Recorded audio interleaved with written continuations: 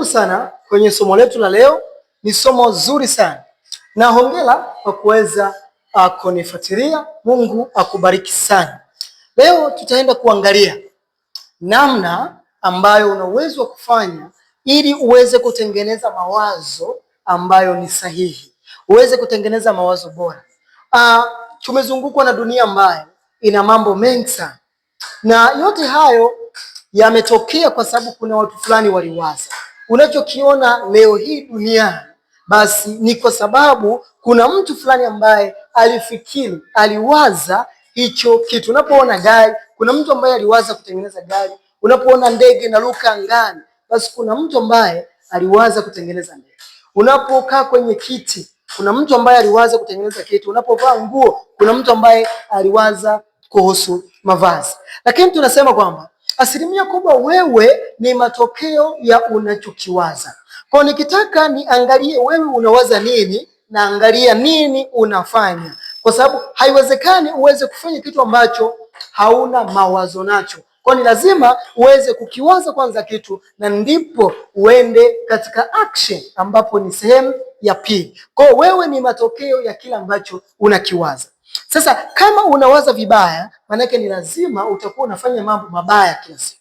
Kama unawaza wizi, lazima utakuwa mwizi. Kama unawaza kufanya biashara, lazima utafanya biashara. Kama unawaza uzinzi, lazima utafanya uzinzi. Kwa ni namna gani sasa ya kuweza kutengeneza mawazo ambayo ni sahihi, mawazo ambayo ni bora? Sasa kitu cha kwanza ambacho unatakiwa kujua ni kwamba jitambue kwanza. Unatakiwa kujua wewe ni nani. Wewe ni nani? Usipojua wewe ni nani, utaambiwa na dunia kwamba unapaswa uwe mtu wa hivi. Na kumbuka kwamba usipojitambua mwenyewe, watu watakutambua, na watakutambua katika namna ambayo sio sahihi, na utakosa, kuna kitu kinaitwa direction, utakosa upande ambao wewe unaelekea. Na usipojua wewe ni nani, maana yake utakosa uelekeo ambao wewe unatakiwa kuelekea. Kila mtu atakayetokea mbele yako una uwezo wa kumfuata, kwa sababu hauna kitu ambacho unakipambania kwenye maisha yako. Kwa kitu cha kwanza ni lazima uweze kutambua kwanza wewe ni nani, unapaswa ufanye nini, kwenye kitu gani.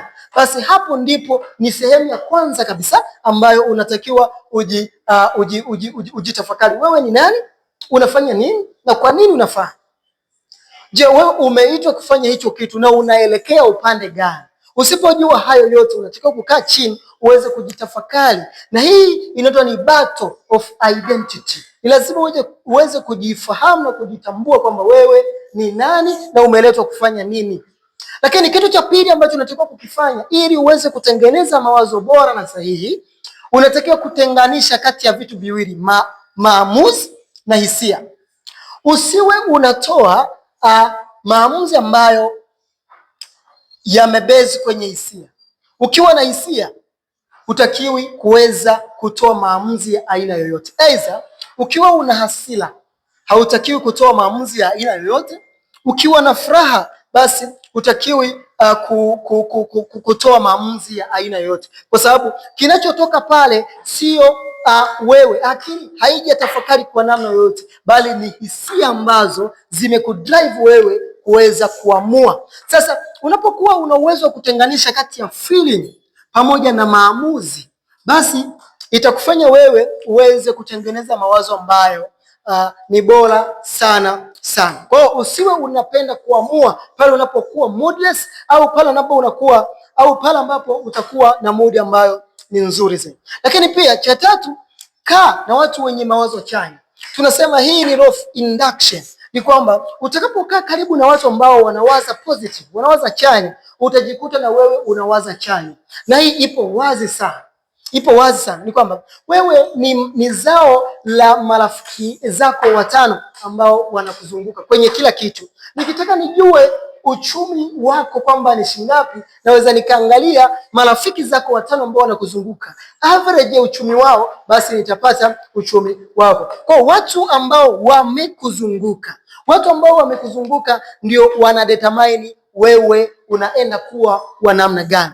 Basi kuanzia leo Penda kuzungukwa na watu ambao wana mawazo chanya, ambao wanakupush kuelekea kula ambako wewe unataka kufika. Ila ukikaa na watu ambao ni wahofu, basi haitakuchukua muda na wewe kuwa mtu wa wokovu. Tafuta watu ambao ni wazuri, ambao wanawaza chanya, wana focus. Na hao watu tunasema ni futuristic people, ni watu ambao wanaiona kesho wakiwa leo. Kwa hiyo unatakiwa ukae na watu wa namna hiyo. Lakini pia jipe muda wa kufikiri peke yako. Na hapa nitakusisitiza sana, kwa sababu kuna watu wengi hawana muda wa kuweza kukaa na kufikiria juu ya hatima ya maisha yao. Na muda mzuri wa kuweza kufikiri peke yako ni pale alfajiri unapokuwa umetoka kitandani saa 11. Tafuta muda pale uweze kutafakari, na ule ni muda mzuri kwa sababu utakuwa una uwezo wa kuweza kuwasiliana na ulimwengu ambao ni wa kiimani. Utakuwa na uwezo wa kuwasiliana na ulimwengu ambao ni wa kiimani, hivyo kuweza kukikuza kile kitu ambacho wewe unataka kufanya. Kwa hii pia inatoa direction ya kufikiri au kutengeneza mawazo ambayo ni bora. Kwa jipe muda ambao ni mzuri, ambao ni mtulivu, ambao hauna kashikashi, ambao utautumia wewe kuweza kuwaza vizuri juu ya hatima yako, juu ya kitu ambacho wewe unakifanya. Lakini jifunze kila siku. Na hii ni tragedy kubwa sana. Watu wengi hawapendi kujifunza. Watu wengi hawapendi kufundishwa. Watu wengi hawana walimu ambao wana uwezo wa kukaa nao na wakaelekezwa. Watu wengi vile vile hawapendi kusoma vitabu. Na hii ni kitu ambacho ni kikubwa sana. Watu wanapenda vitu ambavyo ni vinachekesha kila siku. Kinachotokea ni kwamba tunazalisha kizazi ambacho ni cha ajabu. Kwa ni lazima upende kujifunza kila siku. Soma vitabu. Ukisoma vitabu utapata mawazo tofauti. Ukisoma vitabu utapata concept tofauti. Tafuta vitabu ambavyo vinauelekea kwenye jambo ambalo wewe unalifanya. Hiyo itakupelekea wewe uweze kupata maamuzi sahihi, kupata mawazo sahihi, kupata mawazo bora kwenye kitu ambacho unakifanya. Wewe ningependa kama ungeniandikia kwenye comment kwamba wewe ni kitu gani hapa ambacho una uwezo wa kukifanya, ambacho kina uwezo wa kukusogeza kwenye mawazo ambayo ni sahihi. Kwamba je, una uwezo wa kutafuta watu ambao ni chanya ili uweze kukaa nao?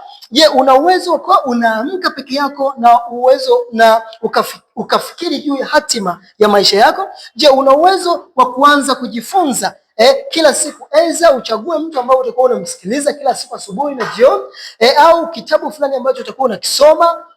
Upende kusoma kitabu. Sasa ningependa sana kama ungeandika kitu kimoja hapo ambacho unahisi wewe kwamba ukikomaa nacho una uwezo wa kutengeneza mawazo ambayo ni bora. Kumbuka kwamba wewe ni zao la kitu ambacho wewe ni zao la unachokifikiri. Kwa hiyo nikitaka nikuangalie wewe unachofikiri, naangalia wewe unafanya nini, kwa sababu haiwezekani ufanye jambo ambalo huwa haujawahi kabisa kulifikiri. Kwa hiyo usiache kuangalia video inayofuata ambayo nitakuelezea sasa ni mechanism zipi ambazo ubongo unatumia kuweza kukapcha taarifa ambazo ni mbaya, kwa sababu ubongo unapenda taarifa mbaya kuliko taarifa ambazo ni nzuri. Kwa hiyo nitaenda kukufundisha vizuri ili uweze kunielewa. Karibu sana.